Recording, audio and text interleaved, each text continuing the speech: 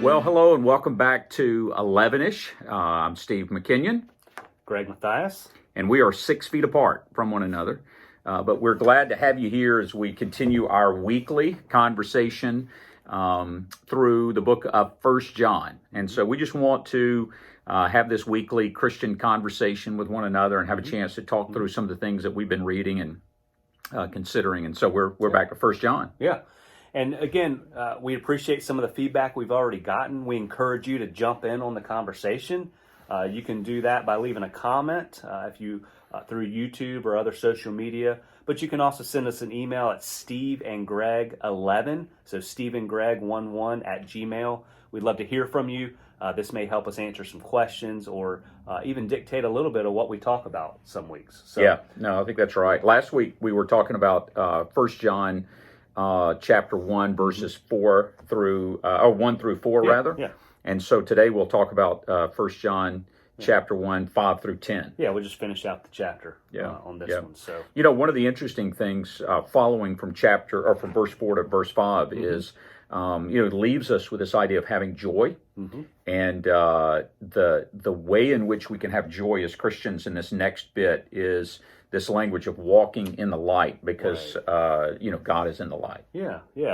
And it's really such a strong, to me, as you get into this, that first verse in verse 5 there, it almost lays this rock solid foundation of here's the message, here's exactly what you can take to the bank, as it were, about who God is in the message. And it almost sets it up, and we can talk about this in a minute, because then the rest of it's almost this back and forth of he said, she said, kind of if-then statements, these conditional things going on. Well, yeah, and the contrast between light and darkness, which again can go back to Genesis chapter 1, where when God creates the heavens and the earth, they're dark. And then he comes in as the light to give it his presence and to bring his presence into the world. And so we think about God not just like having light, but God actually being the light. And so when we're in the midst of darkness, we're stumbling around, can't see, don't know where we're going, we can rely on God being the light in the midst of that darkness. Yeah. And I think it's such a good word picture. You know, I think oftentimes, even for my kids at home, that, at night, what gives them peace and comfort is having just a little bit of light, whether that be a night light, whether it be leaving like the bathroom light on down the hallway. Because oftentimes, and I still do this, if it's pitch black, what I notice and pay attention to is all the blackness and darkness and stuff around me, which can be unnerving, but then just that one faint glimmer of hope. Yeah, and it's not just our kids at my house. It's me at my house. That I like having a little bit of light. Light. I've always been scared of the darkness.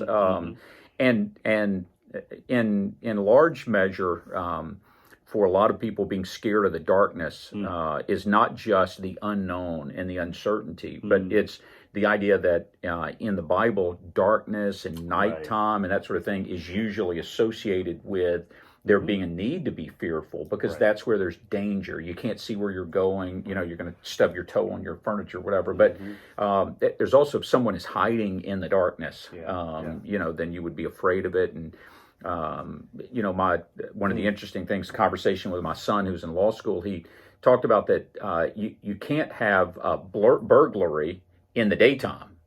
That the law is actually, it has to be at night, which is a weird deal, and I don't understand. But just this sense of darkness being the place where bad things happen. People rob you in the dark, and they hurt you in the dark, and that sort of thing. Well, when you think about other spots in Scripture, this idea, and again here, John is saying, yes, God is light. It's not just he's around light, but he is light, and there's absolutely no darkness in him. You think the famous Psalm 23, this valley of the shadow of death, this idea of shadow and darkness, the hymn, there's no shadow of turning in thee, talking about God, and just that idea that it's not just that he's not around darkness, he's light, and wherever he is, darkness dispels, and we can find comfort and hope and joy. That's right. And, it's important, I think, at least for me, to keep in mind that darkness isn't a thing. It's the absence of something. Yeah, no, that's good.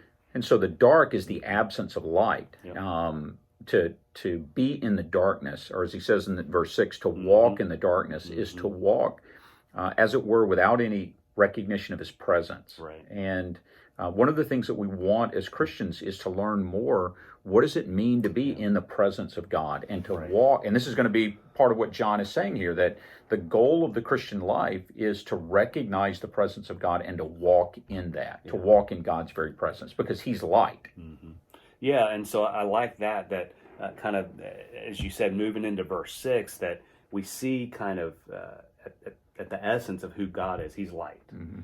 But then if we are saying, well, we're part of the family, that if he's light and we say that we're a part of that family, yet everything about us is in the darkness. When we get up, whatever decisions we make, the actions we partake in, then actually that's what's true of us. And he's saying at that point, those two things don't match. And so there's something that's untrue there. And it's not God, because he's light. That's right. So now it's kind of at our feet. Yep. And so he says, don't walk in the darkness, because that gives the message that you're not one of his, you don't belong to him. Mm-hmm. And he says, and if we do walk in the light then, as he is in the light, then what happens is we have fellowship or partnership with each other. Mm-hmm. And that this from verses 1 to 4, this idea of being in fellowship with one another kind of is brought to light here, where because we're in fellowship with him, we're brought into fellowship with one another. Yeah, and that, again, that fellowship is tied together in Jesus. I mean, just his whole focus right there. So, but now we kind of move into what I think are, I shouldn't say more interesting, it's all interesting, but some of the verses that perhaps we can go some interesting places with. Yep. This idea of, that of course in Jesus and in him alone, he says, look, it's in him that we're washed or cleansed from all of our sins. But then he goes on to say, if we say we don't have any, then we're actually kind of deceiving or lying to ourselves, and we don't have any truth in us. And then he talks about confession after that. So let's navigate that a little bit. It almost seems like two almost separate things. Yeah, and I think it goes back to the fact that he says he is the light, and there's no darkness in him. Right. We've been cleansed from our sin, but if our attitude is, well, I don't need any cleansing from sin, there's no sin in me where I need this, then I negate all the work that he's done, and I turn him into a liar. Right? So he said, I don't have any darkness, and so what I'm going to do is I'm going to come to cleanse you of the sin or the darkness that you have. My light is going to disperse the darkness in your life. And you say, I'm already in the light. Right. I don't have any sin. Yeah. And he says, well then, so am I the liar? Yeah. And this is the way John's putting this. Who's the liar here, right? Are we the liar by saying we don't have any problems, or is God the liar by saying that we do? Yeah. And so really kind of what he's building this whole argument, this idea of there is God who is light, and if you're part of his family, you should be in this kind of pathway or in this family of light. You also have the option to say one thing and live totally different, this idea of darkness. Right.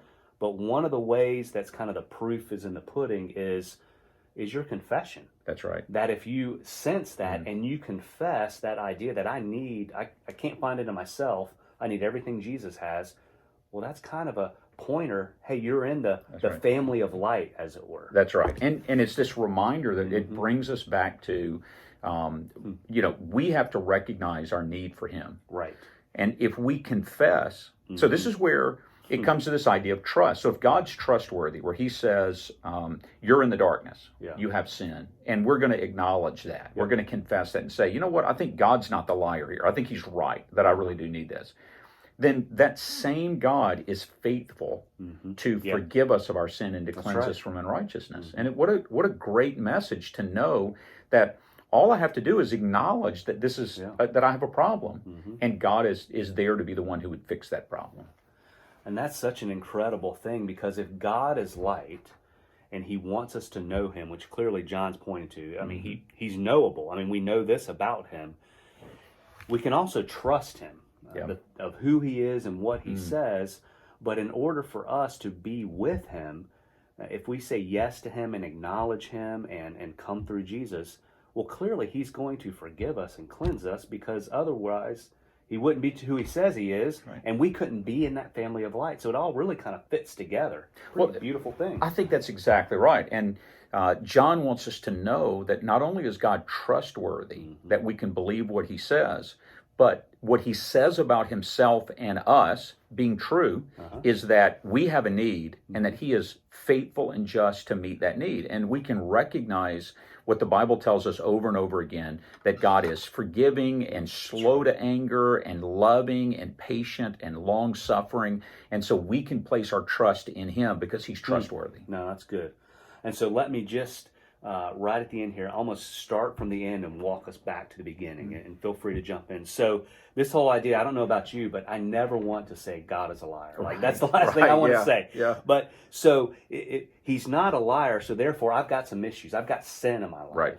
And so my responsibility then is not only to be aware of that, but then I confess it to him. And then because I'm confessing to one who is faithful, and I'm confessing to him, he's saying, yes, there's a way for me to cleanse that, and that's through Jesus. That's right. And as I come to him through Jesus in that confession, he says, well, come on into the family, and now you're a part of this family with my identity, which is one of light and faithfulness and trustworthiness and forgiveness. And so now, not just as that's true of you, why don't you walk that out and live it? Live it out. And that's right. joy. Live what you are. Yeah. And when you live what you are, then you find joy.